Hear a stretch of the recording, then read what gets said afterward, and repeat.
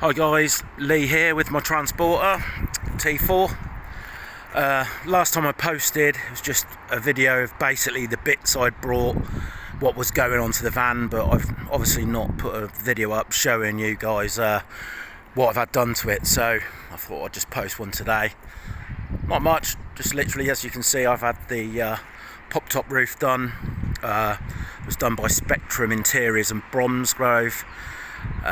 It was a colour-coded roof, which I quite liked. It's quite a good match because it's got the original paint on the van, apart from the bottom now, but it blends in fairly well with that, I'd say.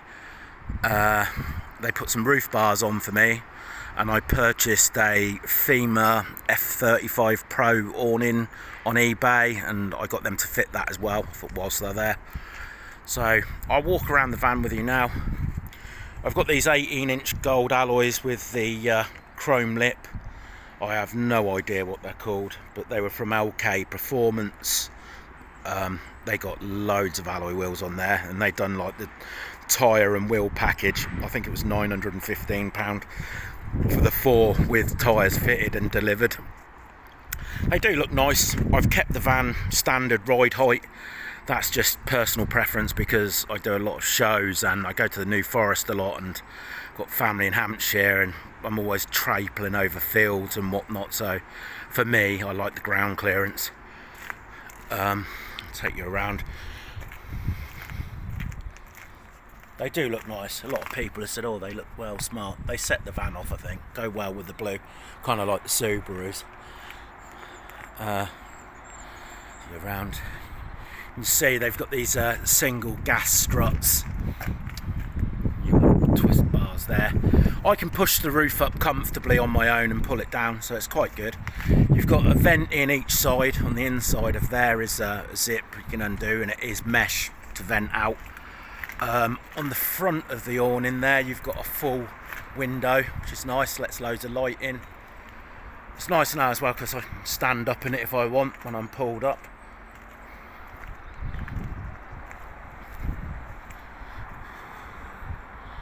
I'll come back around this side because then you'll see the awning better.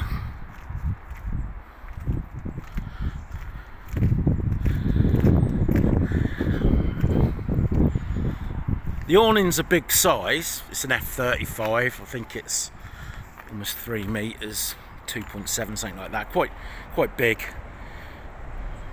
My partner's just brought me the mat, well, in July, but I've never even used it yet, to go down there for the old shows and that. VW mat, one of those wicker ones.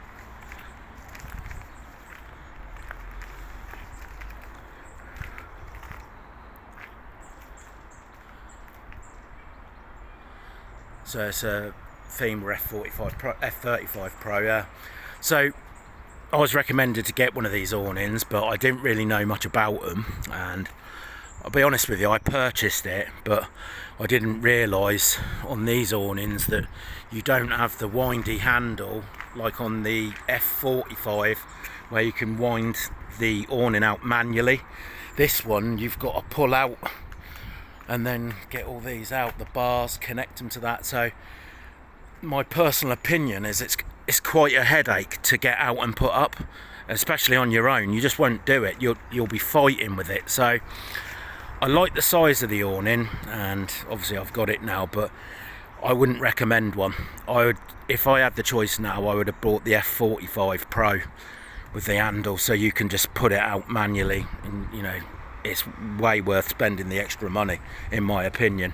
If your budget's not going to stretch that far, I would say, yeah, they're still nice, you know, they're a good quality awning, but I would say you've got to make sure there's 2 of you to get it, you know, on and off sort of thing. I brought these little safety clips as well. They're proper Fiamma ones as well, look, you can see them there. Just go around the casing because someone put a video on YouTube of their T5 with a F35 on. I think it was going across the 7th Bridge in Wales, and the casing blew off because the wind was that heavy. So when I saw his video and I see these little clips, I thought ideal. So make sure you get some clips on there either end when you're driving around, because see, you don't want the wind taking your awning, the rail of it. So for an extra tenner or something, whatever they were, way worth the spend sort of thing. Get them. It does, I must admit, it transforms the van having this side awning on and the roof, because you've created so much more space, you know. And I can sit under here now at night, it's brilliant, you know, especially in the UK because it's always raining. Again, I've not really done any different in here. My fridge is there. I've had no problems with my new fridge, it's been working fine. I've spun that seat around just to show you. But if I'm coming in now with the roof up, you can see that's the zips I was on about, they just unzip. As you come in, the lower one, you can touch these lights. They put these LED lights in, you can touch them individually. There's 3 of them, look, and one there. And then in the roof itself, they've actually put a light as well, which is good. So if you are in the roof, you're a child or whatever, you're a small person sleeping in the roof, then you've got a light in there as well, just well handy. I showed you that last time, my little single sink and burner. I only use it for making cups of tea. But this is the window in the front, so when I'm stood up now, it's going to be ideal really. Once I pull the roof down, if I can, I'll show you. And then you've got a bed up here. My 2 lads can sleep up here, 2 teenagers. It's got a memory foam mattress on here. And like I said, I'm looking up and there's your light right up in the roof. So at night it's beautiful up here, lights it up a treat. So you can see what you're doing. Obviously if I'm sat down now like this with the roof, and then it's just on them little struts, you can just push it up by hand, look, and it goes to the top, and then you've got all your space, which is ideal. I think the only thing I didn't like about this roof interior is this bit here. When they cut into it, and you can see it to join onto my existing, it's just carpeted over and glued, and you can see like the slits there.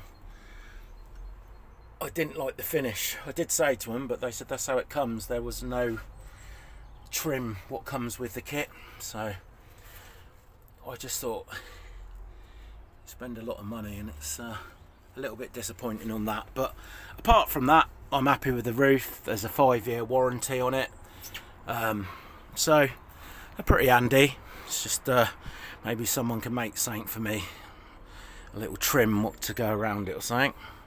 So it looks with the awning out. Like I say, it creates a nice amount of space. I just can't wait for the shows and that to start again. I'm twitching. But I did drive to it in Spain last year. I went to Ciudad Quesada. Got a couple of magnets actually.